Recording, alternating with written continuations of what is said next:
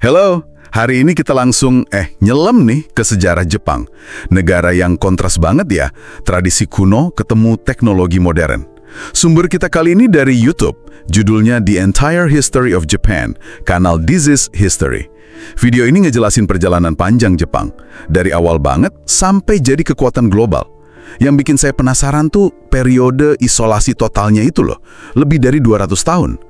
Gimana coba sebuah negara bisa nutup diri serapat itu, terus tiba-tiba transformasinya drastis banget? Nah ini yang mau kita bedah bareng. Betul-betul.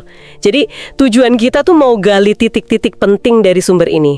Gimana isolasi atau sakoko itu ngebentuk budaya Jepang. Terus gimana mereka respons kejutan dari Barat, modernisasinya cepat banget gitu. Dan tentu gimana mereka bisa bangkit lagi dari hancurnya Perang Dunia II. Kita fokus ke momen-momen krusialnya aja. Oke, kita mulai dari akarnya dulu ya. Awalnya kan pengaruh dari daratan Asia kuat banget ya. Kayak masuknya Buddhisme dari Korea. Terus Jepang juga sempat coba niru sistem politik Tiongkok. Lewat reformasi Taika itu kan, usaha awal niru struktur Tiongkok. Tapi kok malah kekuasaan kaisar jadi lemah ya? Gimana ceritanya tuh? Nah, sumber ini ngejelasin, kaisar itu jadi terlalu fokus ke urusan istana di Kyoto aja. Jadi, kekuasaan realnya geser ke daerah-daerah. Ini nih yang bikin muncul sistem feodal. Bangsawan lokal sama kelas prajurit samurai jadi makin kuat. Kekuatan sesungguhnya ya dipegang shogun, pemimpin militer tertinggi. Dimulai dari Minamoto Yoritomo tahun 1192, dia bikin Keshogunan Kamakura. Itu sistem pemerintahan militer feodal pertama. Jadi Keshogunan itu kayak pemerintahan militer gitu ya. Terus, periode Kamakura ini bukannya pernah diuji sama invasi Mongol? Sebagian besar ya gara-gara topan dahsyat itu, yang disebut Kamijase, angin dewa. Tapi ironisnya nih, sumber ini nunjukin kalau kemenangan ini malah jadi bumerang. Biaya pertahanan buat lawan Mongol itu nguras kas Keshogunan Kamakura banget. Akibatnya mereka jadi lemah dari dalam, terus buka jalan ke periode berikutnya yang lebih kacau. Periode kacau ini maksudnya Sengoku Jidai itu ya? Era Perang Saudara? Benar, Sengoku Jidai itu masa perang saudara yang panjang, kacau banget. Para penguasa daerah, daimo itu, saling rebutan kuasa. Kekacauan ini baru selesai pas Tokugawa Ieyasu menang di pertempuran Sekigahara tahun 1600. Nah dia ini yang mendirikan Keshogunan Tokugawa. Mulai dari periode Edo yang damai, lumayan lama, 250 tahun lebih. Cuma ya itu, demi jaga stabilitas, mereka ambil langkah drastis, sakoku di tahun 1639. Isolasi. Isolasi total 250 tahun nutup diri itu, wah susah dibayangin ya.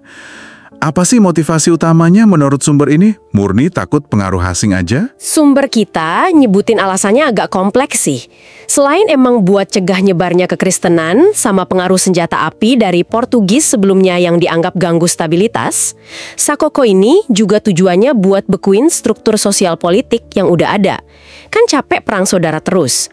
Cuma Belanda aja yang boleh dagang. Itu pun terbatas banget di Pulau Jejima, kayak mencet tombol pause gitu deh buat sejarahnya. Tapi tombol pause-nya nggak bertahan selamanya kan? Tiba-tiba muncul Commodore Perry dari Amerika Serikat tahun 1853. Gimana sumber ini gambarin dampaknya? Pasti heboh ya? Heboh banget. Kedatangan kapal hitam Perry itu maksa Jepang buka pelabuhan, mau nggak mau. Nah, Shogun Tokugawa ini kelihatan nggak mampu nahan tekanan Barat. Ini bikin marah orang-orang di dalam negeri, terutama klan-klan samurai kuat di selatan. Ini jadi pemicu langsung restorasi Meiji tahun 1868. Kekuasaan balik lagi ke Kaisar Meiji, Keshogunan bubar. Terus, boom, restorasi Meiji. Jepang langsung tancap gas modernisasi gila-gilaan. Teknologi barat, pendidikan universal, militer modern, kereta api, telegraf, semua dalam waktu singkat banget. Sumber ini nekenin banget kecepatannya. Tujuannya jelas ya, ngejar ketertinggalan biar setara sama barat. Menang perang lawan Tiongkok, ngalahin Rusia, wah itu kemenangan yang mengguncang dunia waktu itu, terus nyaplok Korea. Nasionalisme militer yang makin kuat, akhirnya bawa Jepang ke Perang Dunia II. Gabung sama Jerman dan Italia, dimulai serangan ke Pearl Harbor itu. Wah, lintasannya cepat banget ya. Dari isolasi ke ekspansi, terus malah kehancuran. Perang Pasifik kan akhirnya tragis banget buat Jepang. Bom atom di Hiroshima dan Nagasaki 1945, tapi yang lebih bikin takjub lagi itu kebangkitannya setelah itu. Iya, dari puing-puing perang, Jepang bangkitnya fenomenal banget. Sumber ini nunjukin peran pemimpin pasca perang kayak Perdana Menteri Yoshida. Dia fokusin semua energi bangsa buat bangun ekonomi lagi.